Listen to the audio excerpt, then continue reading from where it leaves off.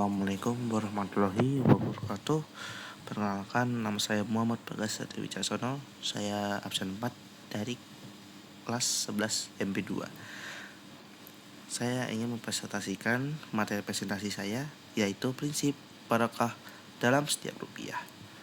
Sebelum saya memulai presentasi saya berterima kasih kepada Pak Aziz karena menyempatkan waktunya untuk menonton video presentasi saya untuk perbaikan nilai saya.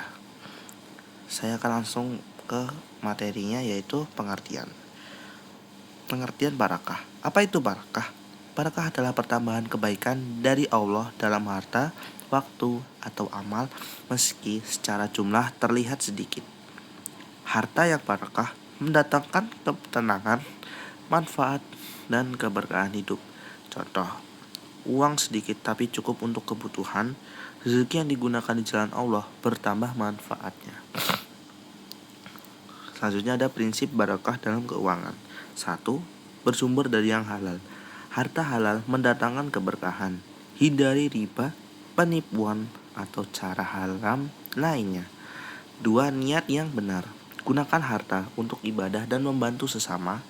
Contoh, membeli makanan untuk keluarga yang niat berbagi. 3. Bersyukur. Syukur menarik lebih banyak rezeki. Dari Quran Surat Ibrahim ayat ke-7. Ucapkan Alhamdulillah saat dapat rezeki. 4. Berbagi atau sedekah. Sedekah tidak mengurangi harta, justru mendatangkan barakah. Dari Quran Surat Al-Baqarah ayat 261. 5. Hindari pemborosan. Gunakan uang secukupnya, hindari israf atau berlebihan. Contoh praktis dalam kehidupan. Gaji, sisihkan untuk sedekah sebelum digunakan. Prioritaskan kebutuhan, bukan keinginan. Maksudnya dari gaji sisihkan untuk sedekah sebelum digunakan, karena dari gaji kita dikasih oleh bos karena kita bekerja secara sungguh-sungguh. Dan itu termasuk rezeki yang diberikan oleh Allah kepada kita di dunia, agar kita juga bisa harus bersedekah dalam dunia yang waktunya sebentar ini. Allah memberikan rezeki untuk kita juga untuk bersedekah, agar kita mendapatkan cukup tabungan pahala di akhirat nanti. Belanja prioritaskan kebutuhan, bukan keinginan. Prioritaskan kebutuhan itu lebih ke arah ke memprioritaskan hal yang lebih kita butuhkan, seperti membeli kebutuhan kita yang kayak seragam sekolah. Itu termasuk kebutuhan yang sangat penting. Yang tidak penting itu seperti keinginan beli baju yang kita inginkan untuk pamer. Itu keinginan, maka itu tidak perlu diprioritaskan sebagai kebutuhan, karena itu hanya keinginan yang sebenarnya tidak terlalu penting dalam kehidupan kita.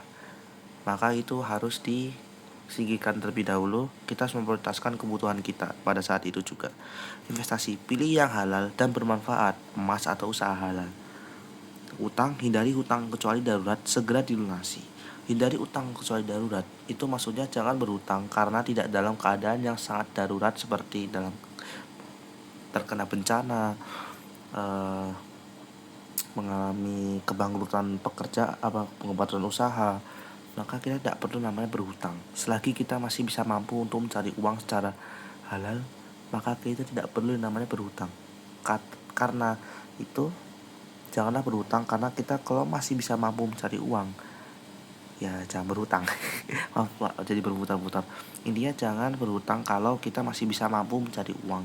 Karena kalau berhutang yang tidak perlu itu seperti membeli barang yang kita inginkan dengan cara berhutang. Itu sangat tidak diperbolehkan atau dihindari saja, karena itu akan membuat kita bakal terlena sama hutang dan tidak akan melunasinya, karena kita terlalu terbiasa untuk membeli barang dengan hutang.